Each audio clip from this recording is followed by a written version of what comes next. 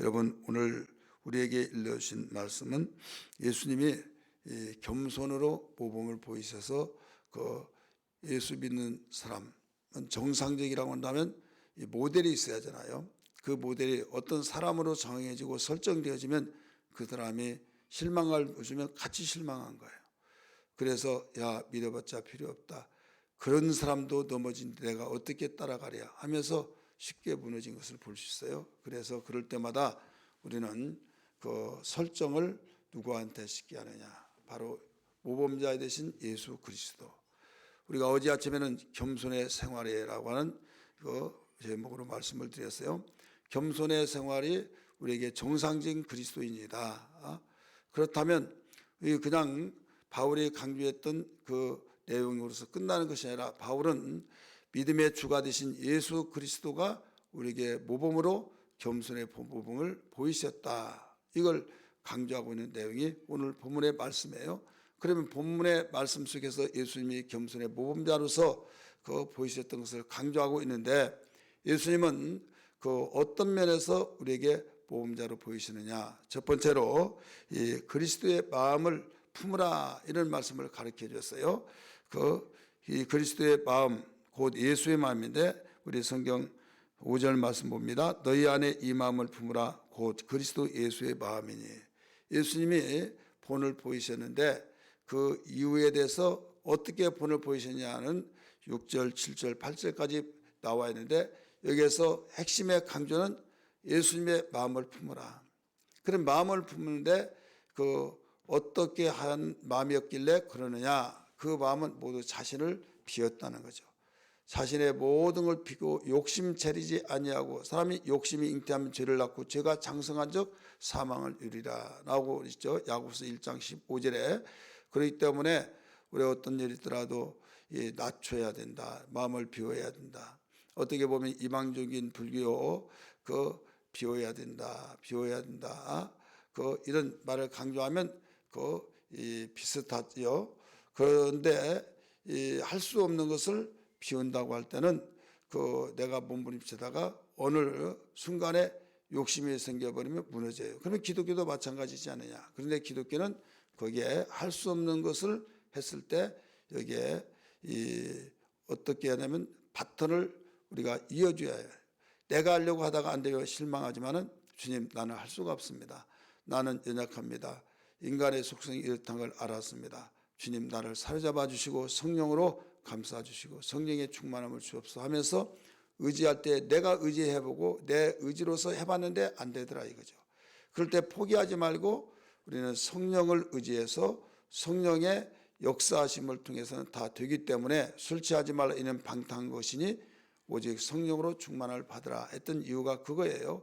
인간은 좋은 일은 다 해보려고 하다가 안 되면 야, 이건 한계를 느꼈다 해서 포기할 때가 많죠. 우리가 그런 식으로 신앙생활하면 아무것도 못해요. 이때 하나님은 이걸 아시기 때문에 성령을 기름부터 부어주시고 또 성령으로 충만하라고 하신 그 말씀을 우리에게 강력하게 우리 촉구하고 있는 겁니다. 성령 충만 아니면 세상으로 충만한 거죠. 세상 충만한 것을 술 취했다, 이렇게 에베소서 교회를 향해서 바울은 가르쳐주고 있어요. 그러면서 빌립보 교회를 통해서 우리가 겸손의 생활을 해야 하는데, 겸손의 생활을 할 때만이 정상적인 그리스도인이 되는다. 그렇다면 이 겸손의 생활을 할 때 너희가 모델을 설정하고 바로 그분을 바라보라 이거죠. 그분이 누구예요? 예수. 그래서 모범자 되신 예수예요.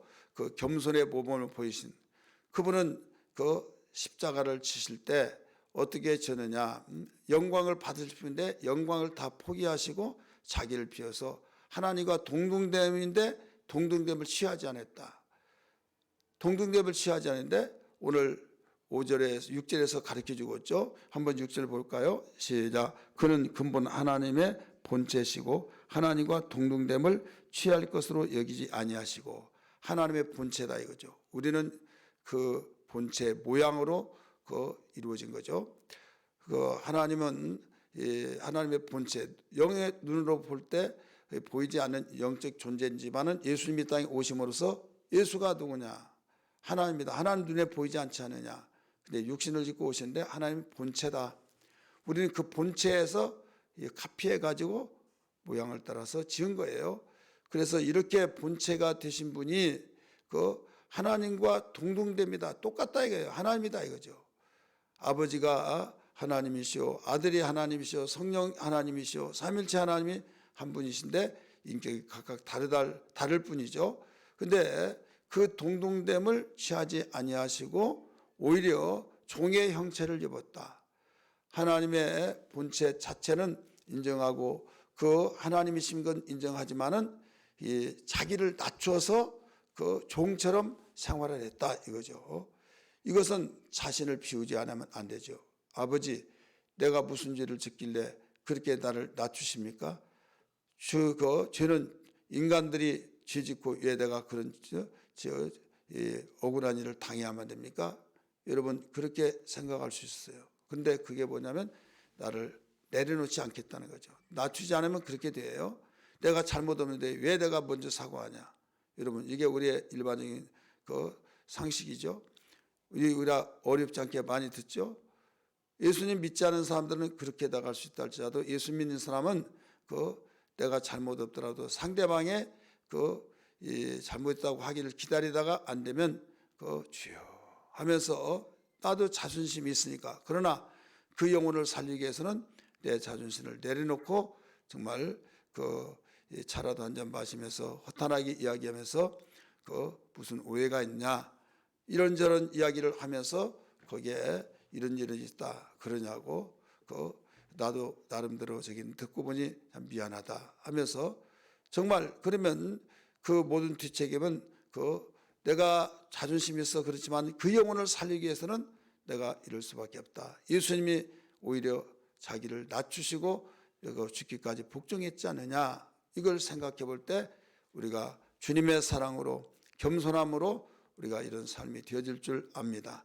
그러나 나를 낮추지 않으면 절대 그럴 수가 없죠. 내가 잘못이 뭐가 있는데 나한테 먼저 찾아가서 사과하라고 하냐 막 하면서 화를 벌컥 내버리면서 자리에서 일어나서 나가버리는 사람들도 있다 이거죠. 주의 종들도 그렇고 병신도 그렇고 세상 사람들도 다 그렇고 이것은 한마디로 자기를 낮추지 않아서 그렇다. 자기 자신을 비우지 않아서 그렇다. 그럼 예수님까지도 그랬다면 우리 구원받을 수 있어요? 구원받을 수가 없는 거예요. 하나님의 아들이시오 하나님과 동등됨으로 여기시는 분이 하나님의 본체이신 분이 자기를 비워서 겸손으로 본을 보이셨다. 이 말씀이죠. 7절 한번 봅니다. 계속 설명하고 있어요. 오히려 자기를 비워 종의 형체를 가지사 사람들과 같이 되셨고 사람의 모양으로 나타나서 자기를 낮추시고 죽기까지 복종하셨으니 곧 십자가에 죽으심이라. 십자가에 죽으셨잖아요. 그래서 십자가에 죽으심으로써 그는 절규를 했잖아요. 나의 하나님 나의 하나님 어찌하여 나를 버리셨습니까? 이게 원망해서가 아니라 아버지의 사랑을 나는 압니다. 아버지의 사랑이 정말 원대한 그 아버지의 사랑이신지라 내가 거기에 순종하지만은 정말 나는 버려진 것 같습니다.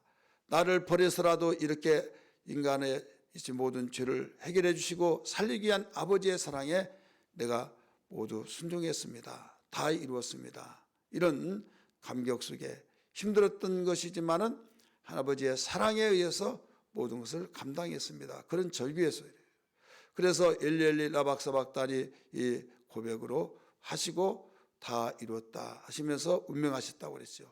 이것이 겸손의 절정이죠. 오늘 우리는 결론적으로 그 본문은 성도가 그 정상적인 그리스도인이라고 한다면 우리는 모델 되신 주님을 따라서 겸손해야 된다. 그래서 오늘 이 아침에 기도할 때 하나님 내 평생에 겸손의 능력을 주셔서 어떤 상황과 어떤 상황 속에서 이것은 내가 하여 겸손해야 할 일, 이것은 내가 내세울 일 이렇게 따지다 보면 주님 육신의 생각이 거기에 첨부될 수 있으니 주여 날마다 십자가를 지듯이 겸손의 능력으로 살게 하여 주옵소서. 그리하면 하나님 영광 받으시고 모든 것이 잘 되어질 줄 믿습니다 라고 하면서 고백된 기도가 되어야 될 줄 믿습니다.